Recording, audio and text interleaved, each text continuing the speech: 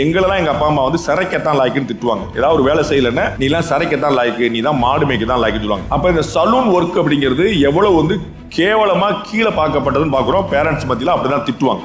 Naturals அப்படின்னு ஒரு கடை பார்த்திருப்பீங்க, சலூன்ஸ் பார்த்திருப்பீங்க. நம்முடைய பிரதர் குமரவேல் வந்து நேச்சுரல்ஸ் அப்படிங்கிற அந்த சலூனை வந்து ஒரு பிராண்டா கிரியேட் பண்ணி அதுக்கு பிரான்சைசி கொடுத்து எந்த காஸ்ட், எந்த கம்யூனிட்டி, எந்த ரீஜன், எந்த ரிலீஜனே இல்லாம எல்லாருமே அதுல வந்து இப்ப அதை நான் நேச்சுரல்ஸ் பிரான்சைசி வச்சிருக்கேன்னா மேட்டர் ஆஃப் பிரைடா மாத்தி நிப்பாட்டிருக்கேன். யோசிச்சு பாருங்க. இந்த கல்யாணத்துக்கான மாப்பிள்ளை பொண்ணு பாக்குறத தரகர் அப்படின்னு சொல்லுவாங்க. அதை வந்து ஒரு போட்டு கம்மியாவே பார்ப்பாங்க.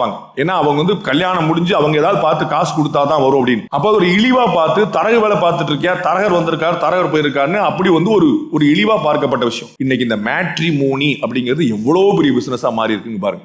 எத்தனை மில்லியன் ட்ரில்லியன்ல இருந்து business channel Mudaliar matrimony, Nattukottai Chettiar மேட்ரிமோனின்னு அவர் டீடைல்ல போய் நிப்பாட்டி வச்சிருக்காங்க. இப்ப அவ்வளவு வந்து நுவான்சஸ்க்குள்ள போய் நிற்கிறது. அது வந்து முன்னாடி நடக்குமா இருக்குமா அப்படிங்கலாம் தாண்டி போய் எப்படி கன்வெர்ட் ஆகி பாருங்க.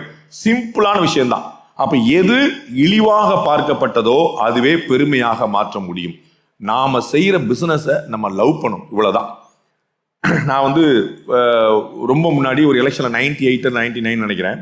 அப்போ தினமலர்ல ஒர்க் பண்ணிட்டு இருந்தேன். அப்போ வந்து வைகோ வந்து எலெக்ஷன்ல நிக்கல. வைகோ வந்து ஒரு பெரிய தலைவர். அவர் வந்து திடீர்னு எலெக்ஷன்ல நிக்கல அப்படின்னு சொல்லி சொன்னாரு. நாங்க வந்து ராத்திரி 10 மணிக்கு அதை அறிவிக்கிறாரு. நாங்க உடனே ஃப்ரண்ட் பிளேட்டை மாத்தி, பிளாக் பிளேட்டை மட்டும் மாத்தி, ஃப்ரண்ட் பேஜை மாத்தி, அவருடைய போட்டோ போட்டு கஷ்டப்பட்டு ஓட்டி முடிச்சு ராத்திரி 12:30 1 மணிக்கு நான் வந்து வீட்டுக்கு போறேன். எல்லாத்தையும் முடிச்சுட்டு எங்க வீட்டம்மா வந்து பாதி கதவை திறக்கிறாங்க. என்ன அப்படின்றாங்க. ஃப்ரண்ட் பேஜை மாத்திரக்கா லேட் ஆயிடுச்சு. டமால்னு கதை அடிச்சுட்டு போனாங்க. அவ்வளோ. எனக்கு அதில் எந்த வருத்தமும் இல்லை. எனக்கு ஒரு பெரிய பெருமை. ஏன்னா நாளைக்கு எல்லாரும் நியூஸ் போட போறான், நான் அதை ஃப்ரண்ட் பேஜ்லயே போட்டேன் அப்படிங்கிறது. அவ்வளவுதான். வாட் எவர் யூ டூ, நீங்கள் எதை செய்கிறீர்களோ அதை காதலித்து செய்யுங்கள். அது பிசினஸா இருந்தாலும் சக்சஸ் பண்ணலாம், வேலையா இருந்தாலும் சக்சஸ் பண்ணலாம்.